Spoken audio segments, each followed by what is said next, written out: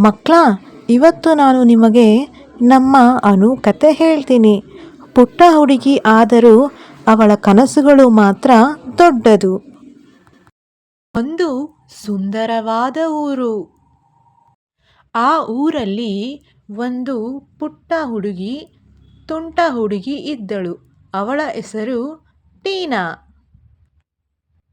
ಟೀನಾ ಶಾಲೆ ಮುಗಿಸಿ ಮನೆಗೆ ಹೋಗುವ ಸಮಯದಲ್ಲಿ ಬೇರೇನೋ ವಿಷಯ ಯೋಚನೆ ಮಾಡಿಕೊಂಡು ಮನೆಗೆ ಹೋಗುವ ದಾರಿಯನ್ನು ಬಿಟ್ಟು ಟೀನಾ ಬೇರೆ ದಾರಿಯನ್ನು ಹಿಡಿಯುತ್ತಾಳೆ. ಅವಳಿಗೆ ಗೊತ್ತಿಲ್ಲದ ಒಂದು ಜಾಗಕ್ಕೆ ಹೋಗಿ ಸೇರುತ್ತಾಳೆ. ಆ ಜಾಗ ನೋಡಿ ಭಯಭೀತಳಾದ ಟೀನಾ ಇನ್ನೂ ಒಳಕ್ಕೆ ಹೋಗುತ್ತಾಳೆ. ಹಾಗೆ ಹೋಗುತ್ತಾ ಹೋಗುತ್ತಾ ಒಂದು ದಟ್ಟವಾದ ಅರಣ್ಯ ಸೇರುತ್ತಾಳೆ. ಟೀನಾ ಇನ್ನೂ ಭಯಗೊಂಡು ಕಾಡಿನ ಒಳಗೆ ಓಡಿ ಹೋಗುತ್ತಾಳೆ. ದೂರದಿಂದ ಟೀನಾಗೆ ಒಂದು ದೀಪ ಉರಿಯುತ್ತಿರುವ ಮನೆ ಕಾಣಿಸುತ್ತದೆ. ಇನ್ನೂ ಸ್ವಲ್ಪ ಹತ್ತಿರ ಬಂದು ನೋಡಿದಾಗ ಮನೆಯ ಮುಂದೆ ಯಾವುದೋ ಒಂದು ವ್ಯಕ್ತಿಯು ನಿಂತಿರುವುದನ್ನು ನೋಡುತ್ತಾಳೆ ಟೀನಾ ಮತ್ತು ಖುಷಿಪಡುತ್ತಾಳೆ. ಟೀನಾ ಮಾಯಾವಿ ಮನೆಗೆ ಬರುವಳೆಂದು ಮೊದಲೇ ಗೊತ್ತಿತ್ತು. ಹಾಗಾಗಿ ಮಾಯಾವಿ ಹೋಗಿ ಮನೆಯಲ್ಲಿ ಅಡಗಿಕೊಳ್ಳುತ್ತಾನೆ. ಟೀನಾ ಅವನು ಒಬ್ಬ ಮಾಯಾವಿ ಎಂದು ಕೂಡ ತಿಳಿಯದೆ ಮನೆಯ ಒಳಕ್ಕೆ ಹೋಗೇ ಬಿಡುತ್ತಾಳೆ. ಮಾಯಾವಿ ಅವಳಿಗೆ ತಿನ್ನಲು ಊಟವನ್ನು ನೀಡುತ್ತಾನೆ. ಊಟದ ನಂತರ ಮಾಯಾವಿ ಟೀನಾಳ ಬಳಿ ಬಂದು, ನೀನು ಯಾವುದೋ ವಸ್ತು ಕಳೆದುಕೊಂಡಿದ್ದೀಯ, ಅದನ್ನು ಹುಡುಕಿಕೊಂಡು ನೀನು ದಾರಿ ತಪ್ಪಿ ಕಾಡಿಗೆ ಬಂದಿದ್ದೀಯ ತಾನೆ ಎಂದು ಹೇಳುತ್ತಾನೆ.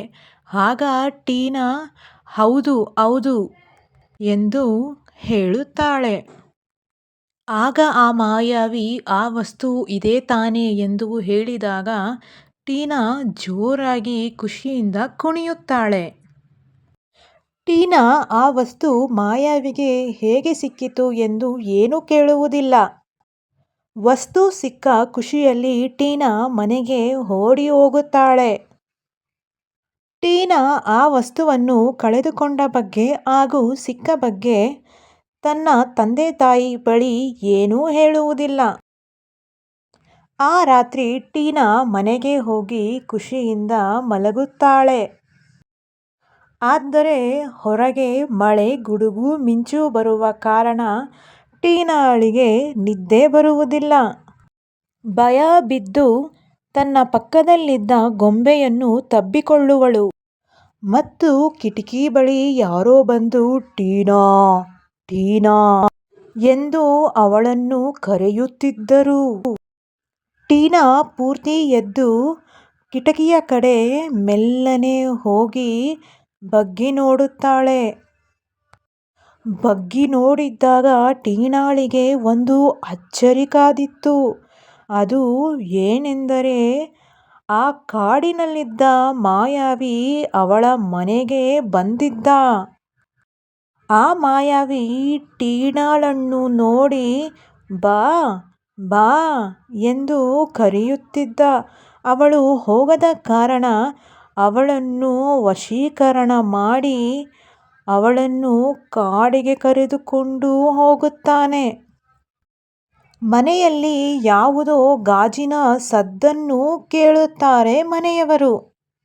ಹೋ, ಏನೋ ಆಗಿರಬಹುದು ಎಂದು ಅವಳ ತಾಯಿ, ತಂದೆ ಮತ್ತು ತಮ್ಮ ಟೀನಾ ರೂಮಿನ ಬಳಿ ಬಂದು ನೋಡಿದಾಗ ಅಲ್ಲಿ ಟೀನಾ ಇರುವುದಿಲ್ಲ. ಎಲ್ಲರಿಗೂ ಆತಂಕವಾಗುತ್ತದೆ. ಅವರ ತಾಯಿ ಮತ್ತು ತಂದೆ ಅವಳನ್ನು ಹುಡುಕಲು ಹೋಗುತ್ತಾರೆ. ಆದರೆ ಅಷ್ಟರಲ್ಲಿ ಮಾಯಾವಿ ಟೀನಾಳನ್ನು ತನ್ನ ಮನೆಗೆ ಕರೆದುಕೊಂಡು ಬಂದಿರುತ್ತಾನೆ. ಅವರ ಮಗಳನ್ನು ಹುಡುಕಲು ವಿಫಲರಾದ ತಂದೆ ತಾಯಿ ಅಲ್ಲೇ ಕುಸಿದು ಬಿದ್ದು ಅಳಲು ಶುರು ಮಾಡುತ್ತಾರೆ. ಆದರೆ ಟೀನಾ ತಂದೆ ಧೈರ್ಯವನ್ನು ಕಳೆದುಕೊಳ್ಳದೆ ಹೇಗೋ ಸಾಹಸ ಮಾಡಿ ಆ ಮಾಯಗಾರನ ಮನೆಯೊಳಗೆ ನುಗ್ಗುತ್ತಾರೆ. ಟೀನಾಳನ್ನು ಹುಡುಕಲು ಮುಂದಾಗುತ್ತಾರೆ. ಹಾಗೋ ಹೀಗೋ ಟೀನಾ ತನ್ನ ತಂದೆಗೆ ಸಿಕ್ಕುತ್ತಾಳೆ. ಅವಳನ್ನು ಹೊರತರುತ್ತಾರೆ. ಮಾಯಾವಿ ಬರುವಷ್ಟರಲ್ಲಿ ಟೀನಾ ಅಲ್ಲಿ ಇರುವುದಿಲ್ಲ. ಅವನು ಆತಂಕಕ್ಕೆ ಒಳಗಾಗುತ್ತಾನೆ.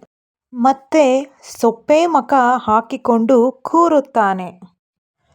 ಟೀನಾ ತಾಯಿ ತಂದೆ ಮತ್ತು ಅವಳು ಅವರ ಮನೆಗೆ ಖುಷಿಯಿಂದ ಹೋಗುತ್ತಾರೆ. ಎಲ್ಲರೂ ಖುಷಿಯಿಂದ ಸಮಯವನ್ನು ಕಳೆಯುತ್ತಾರೆ. ಮಕ್ಕಳ, ಈ ಕಥೆಯ ಅರ್ಥ ಏನೆಂದರೆ, ಏನೇ ಆದರೂ ಮೊದಲು ನಿಮ್ಮ ತಂದೆ ತಾಯಿಯ ಬಳಿ ಹೇಳಬೇಕು.